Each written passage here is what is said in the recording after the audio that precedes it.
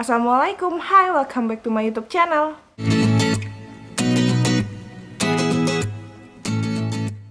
Di video kali ini, aku mau sharing mengenai pengalaman aku waktu awal kehamilan kemarin. Tapi sebelumnya aku mau minta bantuan kalian banget untuk like, share, komen, dan subscribe YouTube channel dan video aku biar YouTube channel aku semakin berkembang. Terima kasih. Jangan lupa juga untuk diklik loncengnya. Kalau kalian pernah nonton video aku sebelum-sebelumnya, terutama yang mengenai PCOS, di situ kalian tahu aku dan suami untuk hamil itu nggak gampang. Jadi kita memang ada usaha, kita program hamil alami, terapin pola hidup sehat, kita olahraga, dan makan sehat. Kalau misalnya kalian kira setelah aku tahu kalau aku hamil positif, baik-baik saja dan happy ending, enggak ya, itu nggak kayak cerita Disney yang happy ending setelahnya, no. Di pengalaman aku ini, setelah aku tahu aku hamil, di situ baru mulai drama-drama selanjutnya sampai aku melahirkan. Terus apa hubungannya sama judul video ini? Apa hubungannya sama pendarahan di kehamilan usia muda? Nah, makanya aku minta tolong sama kalian untuk nonton video ini sampai selesai. Kalian tahu apa maksud dari video ini, apa maksud dari aku untuk sharing pengalaman aku ke kalian. Awal mulanya, setelah aku tahu aku hamil, aku tetap ngantor kayak biasa. Dalam hati aku ya, aku kayak gini. Walaupun aku hamil, aku nggak mau kayak manja, aku nggak mau kayak semua kayak dimales-malesin mentang-mentang hamil. Enggak, aku tetap mau aktif, aku tetap mau bisa menjalankan aktivitas kayak biasa. Seminggu setelah aku tahu aku hamil, jadi waktu itu aku tahu aku hamil itu di hari Sabtu. Nah, di minggu berikutnya aku sama suami kayak biasa lah gitu. Kita masih dalam euforia, bahagia, aku hamil. Terus ya udah kita istirahat kayak biasa. Biasanya aku sama suami itu kalau pergi itu hari Sabtu. Terus hari Minggu itu biasanya kita kayak di rumah aja, udah yang kayak ngapain kayak nonton, istirahat, karena hari Seninnya harus kembali aktivitas lagi kan. Ya udah kita tiduran. Itu kita tidur siang. Aku bangun dari tempat tidur, aku tuh ngerasa kayak ada yang dingin di celana aku dan di paha aku. Aku cek dong di kamar mandi. You know what? Ternyata itu aku pendarahan. Banyak banget, bener-bener banyak. Jadi aku waktu itu pakai celana. Celanaku itu warna putih, ada motif gitu lah ya. Itu celananya itu di bawah dengkul. Terus itu darah itu satu bagian belakang celana. Hampir semua ketutupan sama darah, itu banyak banget, bener-bener banyak. Warnanya merah cerah. Aku gak ngerasa mules, aku gak ngerasa pusing, aku gak ngerasa perutku sakit, aku gak ngerasain apa-apa, itu biasa aja. Nah, tapi karena itu darahnya tuh banyak banget, aku kaget kan, soalnya aku panik juga kan, langsung gila ini darah sebanyak ini, gimana nih gua gitu. Sementara ini masih hamil baru awal-awal. Akhirnya aku bangunin suami aku, terus aku bilang aku pendarahan. Akhirnya saat itu juga kita langsung ke rumah sakit. Waktu itu kita bingung mau ke rumah sakit mana, karena hari Minggu itu dokter spesialis itu nggak ada. Teleponin dokter di mana-mana nggak ada dokter spesialis. Akhirnya ya udah aku sepakat sama suami, kita ke rumah sakit ibu dan anak dengan harapan mungkin di situ ada dokter yang jaga karena mungkin ada yang baru lahiran. Dan juga rumah sakit ibu dan anak, mereka kan memang spesialis menangani masalah kayak ibu dan anak, kandungan dan seputar seperti itu gitu.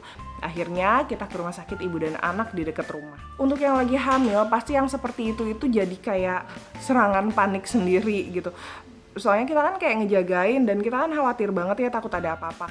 Jadi kalau misalnya kalian ngalamin apa yang aku alamin, yaitu pendarahan, yang pertama banget yang harus kalian lakukan adalah jangan panik, tetap tenang. Karena kalau misalnya kalian panik, itu akan memperburuk suasana. Kalian akan mikir kemana-mana, padahal ternyata itu belum tentu seperti itu. Jadi please tetap tenang, karena ini untuk kebaikan kalian dan kandungan kalian. Kedua, kalian pastikan seberapa banyak darah yang keluar. Nah, kalau misalnya itu berupa bercak atau berupa flek, pendarahan yang terjadi adalah pendarahan implantasi, yaitu pada saat si sel telur sudah dibuahi oleh si sel sperma, dia akan menempel pada dinding rahim. Nah, pada saat proses menempelnya itu bisa jadi mengeluarkan bercak darah. Nah, itu nggak apa-apa ya guys, itu tetap aman karena memang prosesnya seperti itu. Kalau misalnya disertai seperti keluhan lainnya seperti nyeri atau seperti kayak perutnya nggak nyaman atau pusing, mual, sampai muntah, itu sebaiknya kalian segera ke dokter untuk mencari penanganan yang tepat. Kalau pendarahan yang kalian alami itu berupa kayak bercak atau flek, itu sebaiknya kalian benar-benar istirahat, bed rest, rebahan, pokoknya benar-benar kurangi aktivitas banget.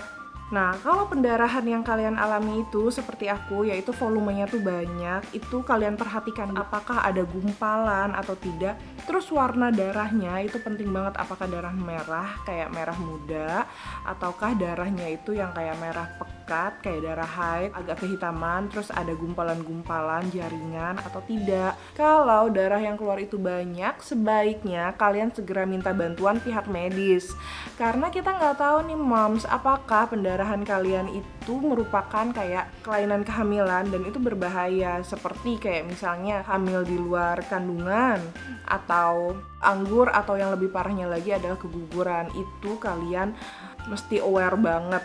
Terus kalau misalnya sampai keluar jaringan pada saat kalian di rumah, itu bisa kalian foto, atau kalaupun enggak, jaringannya kalian bawa aja untuk kalian tunjukin ke dokter. Jadi si dokternya itu bisa mendiagnosa sebenarnya apa yang terjadi, kenapa bisa terjadi pendarahan, seperti itu.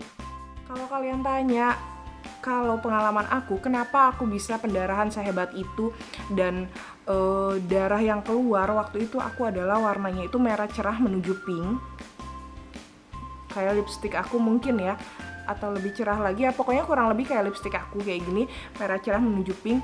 Itu kenapa terjadi sama aku, dan aku tuh terjadinya itu gak cuma satu kali, gak tahu kenapa, aku juga bingung. Itu aku tuh berkali-kali terjadinya kayak pendarahan kayak gitu. Padahal waktu pertama kali aku bleeding itu sama dokter itu udah disuruh bed rest. Tapi aku nih nggak ngerti yang dimaksud sama dokter bed rest itu apa. Aku kira aku cukup istirahat di rumah. Ternyata nggak begitu. Bed rest itu beneran aku di kasur, jangan turun dari kasur. Usahain aku bener-bener di kasur, terus turun tuh paling cuma kayak makan. Kalau aku kan beneran hanya berdua sama suami ya mams, jadinya aku mau nggak mau kita self service, jadinya kayak masak sendiri. Tapi pada saat itu aku nggak masak, aku beneran kayak pesan-pesan makanan, cari makanan sehat. Ya aku cuma turun cuma untuk makan, untuk mandi, abis itu udah di kasur lagi. Itu beneran full tiduran sampai aku bosan, sampai aku pegel. Itu yang pertama banget. Aku itu waktu itu 3 hari doang. Oke, setelah itu aku masuk ke kantor. Hari Minggu berikutnya terjadi lagi. Yang bikin bingungnya lagi, itu tuh terjadinya sama aku setiap hari Minggu. Itu susah banget. Kenapa? Karena dokternya tuh nggak ada. Aku pengen periksa. Kan kalau misalnya dilihat di USG itu kan kelihatan kayak kantongnya atau gimana. Aku ngerasa lebih secure ya. Itu tuh nggak bisa karena dokternya nggak ada. Jadi aku nggak bisa periksa. Itu aku bingung banget. Waktu itu diagnosa aku adalah abortus imitan. Jadi kayaknya kalau nggak salah itu resiko keguguran gitu. Selanjutnya yang kedua itu aku bleeding lagi, dikasih obat Syjaz lagi, aman sampai 2 minggu. Setelah 2 minggu aku bleeding lagi. Waktu itu hari biasa, hari kerja. Kebetulan aku waktu itu lagi bed rest. Aku bed rest 3 minggu dan pada saat bed rest aku bleeding. Bingung nggak?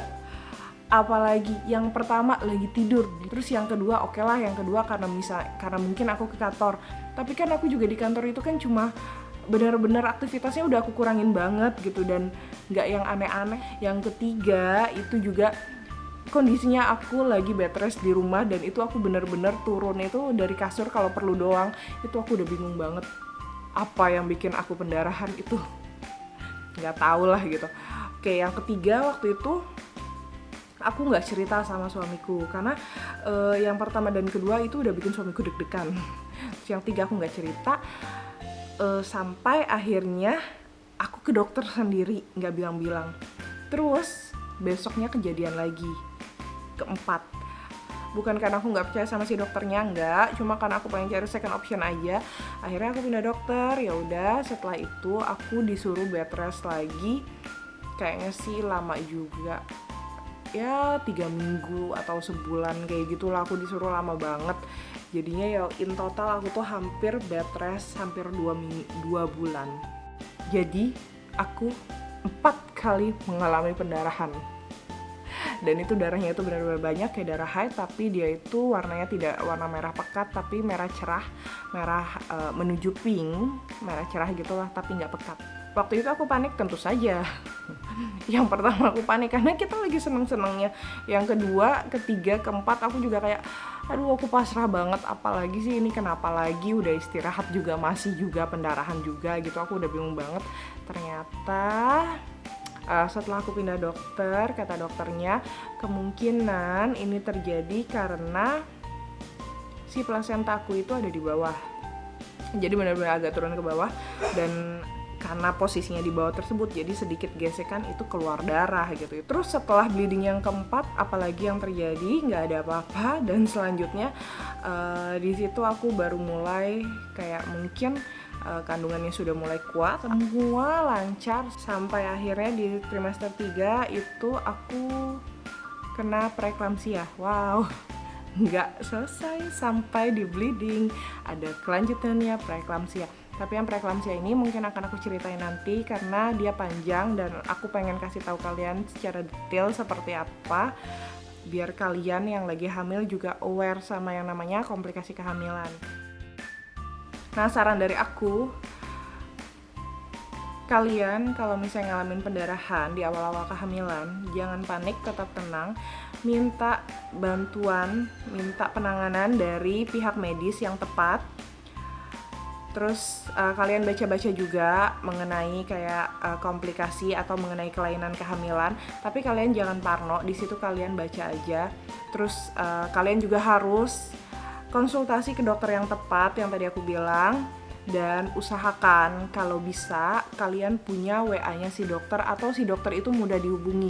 Jadi kalau misalnya kalian ada apa-apa, kalian butuh jawaban yang kalian nggak tahu nih mengenai kehamilan, beliau bisa ngasih tahu tanpa kalian harus ke rumah sakit. Ya kalau kita kayak cek ke rumah sakit lagi kan belum lagi harus ngantri dulu, belum ini itu. Apalagi kalau misalnya kalian kehamilannya beresiko, kalian aja disuruh istirahat, boro-boro mau pergi ke sana kemari, mana bisa kayak gitu kan? Nah, makanya usahain kalian punya dokter yang komunikatif, ngejelasin mengenai komplikasi kehamilan atau apa itu. Si dokternya itu bisa ngejelasin, enak diajak diskusi, nggak nakut-nakutin. Jadi kalian merasa berada di tangan yang tepat. Oke, sekian dulu video dari aku, semoga bermanfaat. Jangan lupa aku ingetin kalian untuk bantu channel aku biar semakin berkembang dengan cara like, share, komen, dan subscribe YouTube channel dan video aku yang ini. Kalian juga bisa nonton video-video aku yang lain, siapa tahu di situ ada informasi yang kalian butuhkan. Sampai ketemu di video aku yang lainnya. Terima kasih udah nonton. Assalamualaikum.